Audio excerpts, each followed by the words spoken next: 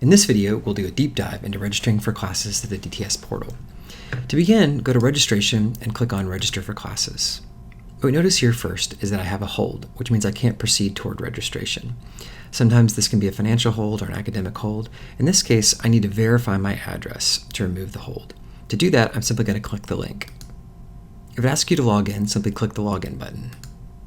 This screen will ask you to verify your address and whether or not you've moved since the previous semester, your visa status, your intended graduation term, and your veteran status.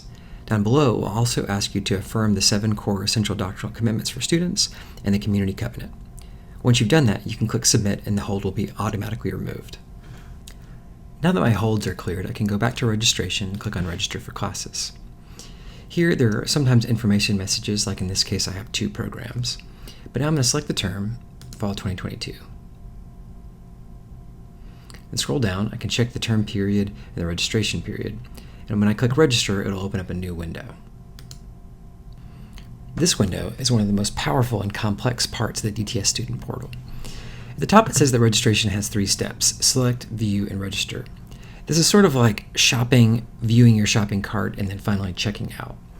To do this, there are 3 main areas. The first is where you can limit down the courses that you want to see through the course search. You can also quickly add a course if you already know what you want.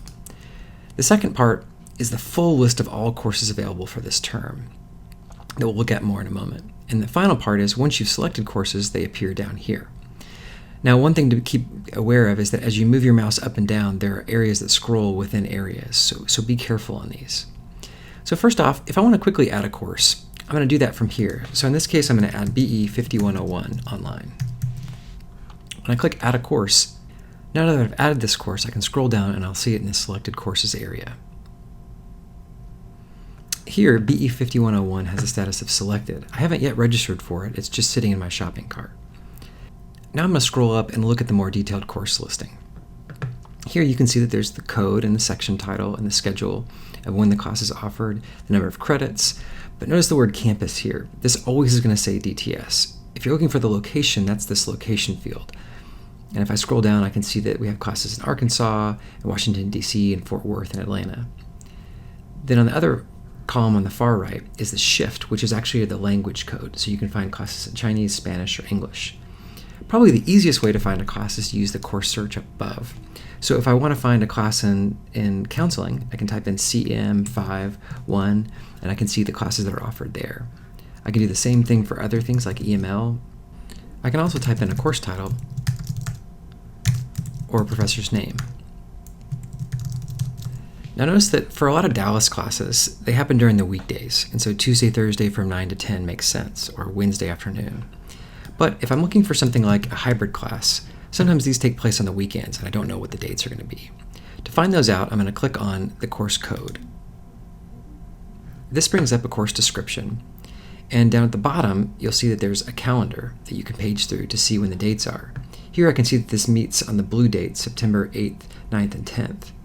These dates will also be usually listed in the class comments, which are more readable. If those dates work for me, I can close the window and attempt to add the class by clicking the plus button. But this window is telling me that ST102 has a prerequisite, and I can't add ST102 until I've taken ST101. So I'm going to click OK to dismiss this window. Since I know I need ST5101, I'm going to search for that class and then look through the listings to see if I find a class where I can meet. Here I'm looking at the Austin section. So if I want to find out the time for that, again, I'm going to click it and look at it and see that this one also takes place in September, which also works for me. So now I'm going to add the Austin class by clicking the plus button. Now if I scroll down to selected courses, I can see that I have 2 courses. Again, note that you need to scroll within this window to see both classes. BE 5101 and ST 5101, I have both of them selected for registration, but I haven't registered yet until I click the Register drop button.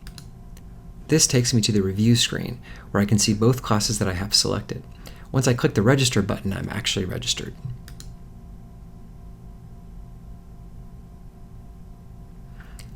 Now I can see the green registration completed message telling me that I've registered for 6 total credits. To confirm this, I'm going to go back to my student portal homepage. Now I can see that I have 2 classes registered for fall 2022. If you need to add classes that require special permission, go to the registration menu and go look under enrollment forms. Here you'll see links for seminary readiness, as well as various course changes for independent studies, sit-ins and spouse audits, and also a request to adjust hours. You can also make degree changes here, and some changes require the credits committee to approve, and you can fill out the forms here. If I need to make adjustments to my schedule, such as changing sections or adding a class, I'm going to go back to the registration area.